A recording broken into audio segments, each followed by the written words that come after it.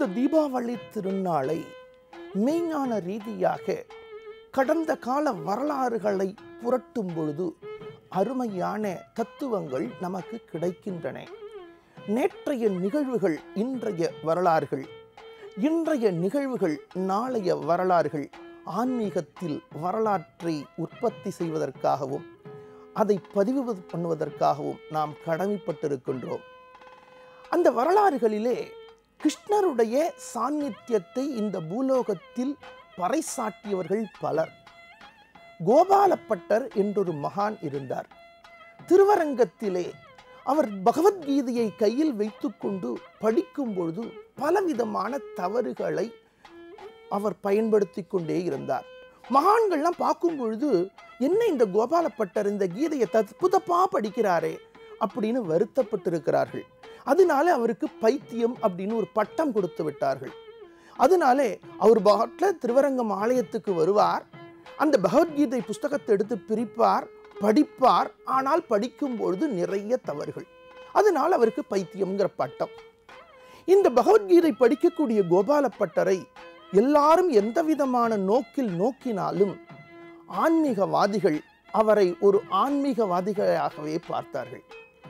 ஒரு நாளைக்கு கிருஷ்ண சைதன்யர் அப்படின்னு சொல்லக்கூடிய மகான் அந்த ஆலயத்துக்கு வரா. அதனால ஆலயங்கள் எங்கும் அலங்கரிக்கப்பட்டிருக்கு, பூர்ண கும்ப ஏற்பாடுகள்லாம் பண்ணியிருக்கு. அன்னைக்கு அந்த ஆலய நிர்வாகிகள் இந்த கோபாலப்பட்டரை கூப்பிட்டு, இன்னைக்கு கிருஷ்ண சைதன்யர்ங்கிற மகான் இங்கே வராருப்பா, நீ இங்கே உட்காந்துட்டு தப்பு தப்பா கீதையை படிக்காதே, ஏதாவது ஒரு மூளைக்கு நீ போயிடு அப்படின்னு அனுப்பிச்சு விடுறார். இவர் பகவான் நாமாதான இவருக்கு ஸ்மரணை. அதனாலே ஆலய பிரகாரத்தில் ஒரு கொடியில் போய் உட்கார்ந்துட்டு தன்னுடைய பாராயணத்தை தொடர்ந்துட்டு இருக்கார். அப்போ இந்த கிருஷ்ண சைதன்யர் வரார். பலவிதமான இசைகள், பலவிதமான வரவேற்புகள் அதோடு வரும்பொழுது பூர்ண கும்ப மரியாதையோட அந்த ஆலயத்துக்குள்ளே அந்த நிர்வாகிகள் அழைச்சிட்டு வர்றா. வரும்பொழுது ஒரு இடத்துக்குள்ள வரும்போது அத்தனை வாத்தியங்களையும் நிறுத்தச் சொல்கின்றார் இந்த கிருஷ்ண சைதன்யர். நிசப்தமான சூழ்நிலை. கோபாலப்பட்டர் கீதையை தப்பு தப்பா படிக்கக்கூடிய வாசகங்கள் காதில் விழறது. நேர கோபாலப்பட்டர் இருக்கக்கூடிய இடத்துக்கு போனார். அப்படியே கண்ணிலேருந்து தரதரன்னு அப்படியே கண்ணீர் வழிகிறது, ஆனந்த கண்ணீர் அந்த கிருஷ்ண சைதன்யருக்கு. அப்படியே அந்த கோபாலப்பட்டரை கட்டி தழுவிக்கிறார். அப்ப இவ்வளவு நாள் இவர் தான் பைத்தியம் நினைச்சுட்டு இருந்தோம், இவரும் பைத்தியமானு மக்கள்லாம் ஒரு வினாவுடன் பார்க்கின்றார்கள்.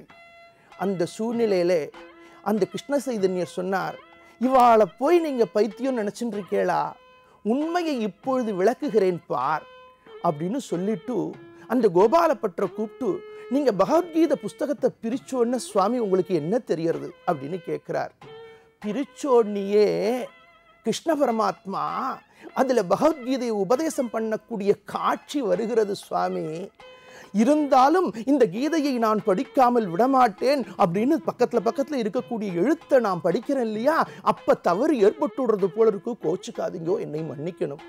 ஆஹா, இப்பேற்பட்ட பக்தனா பகவத்கீதை புஸ்தகத்தை பிரித்த உடனேயே கிருஷ்ண பரமாத்மா காட்சி கொடுக்கக்கூடிய ஒரு பாக்கியத்தை பெற்ற ஒரு பாக்கியவானை நீங்கள் எல்லாரும் பைத்தியம்னு சொல்லிட்டேளே அப்படின்னு சொல்லி அந்த ஆன்மீகவாதியை நமக்கு அடையாளம் காட்டியவர் ஸ்ரீ கிருஷ்ண சைதன்யர்.